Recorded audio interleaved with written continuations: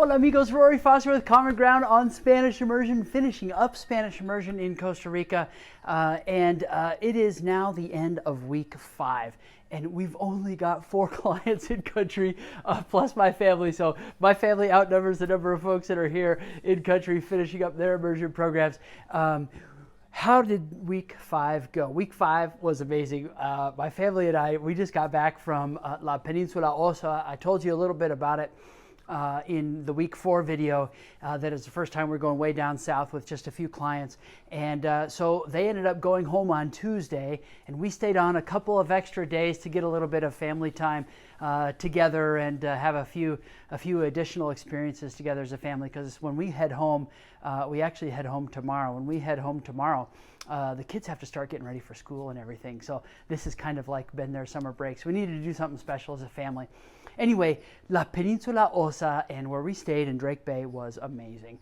We had folks doing snorkeling and scuba diving, and the water is just amazing. It's like an hour trip out from the bay out to this island called Isla Caño. And so we saw all sorts of stuff: turtles, sharks, octopus, tons of different tropical fish, stingrays, manta rays, lobster. It was just really fun. It was a neat time as a family for my son and I to get scuba certified, and then also everyone else had fun snorkeling out there on the Isla Caño as well. And then as we were finishing up our scuba stuff, we had a few days of doing diving out there at the island. The rest of the group went into Corcovado National Park, and that was a super adventurous day for them. It was crazy weather. The seas were like, so you had to take a boat to get to the entrance to the national park there. Seas were crazy. My youngest daughter got seasick. She was thrown up on the boat, and but the reward was awesome. So they got to see tapir. It's kind of like my daughter described it as when she first saw it. She's like, "Look, it's a baby elephant." It's this smaller, 4-legged creature with sort of like a short-ish anteater type nose, the tapir, and it's pretty amazing.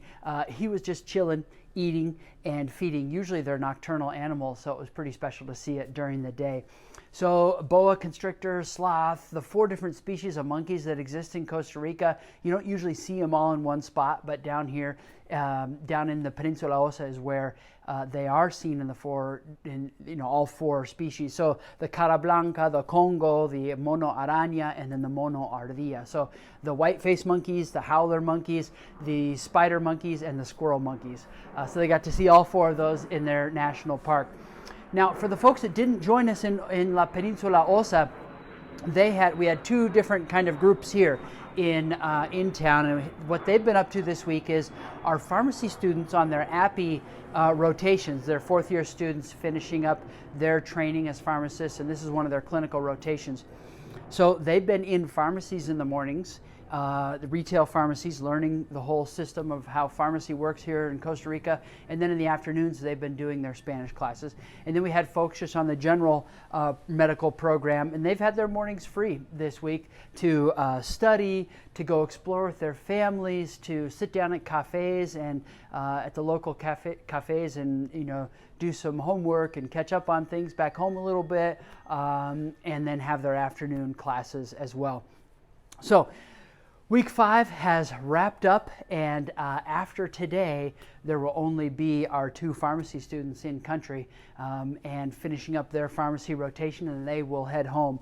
So they're here through week 6, and then they'll head home. But anyway, thanks for joining and for looking at what this experience looks like. If you would like to join one of our immersion programs, we offer them twice a year in essentially the end of January and the month of February. And then also in mid-June through the month of July. So this coming year, we plan to be in Costa Rica in the month of February, and then in June in Ecuador, and July in Costa Rica again. So I'll put some links down below where you can see the different types of programs that we run and which one would fit best for you, whether it's just general Spanish or whether you're a teacher and you want to learn some Spanish for educators, or you work in healthcare and you want to learn medical Spanish, or you've got your family and you want to travel with your family, or you've got a high school student and you'd like to send them with us to Costa Rica on the high school Spanish immersion program. We'd love to travel with you or your family members if that's something that would fit your goals as you look at how you want to be using Spanish moving forward. Thanks for joining me. It's been a wonderful summer, and we hope we get a chance to work with you soon. Ciao.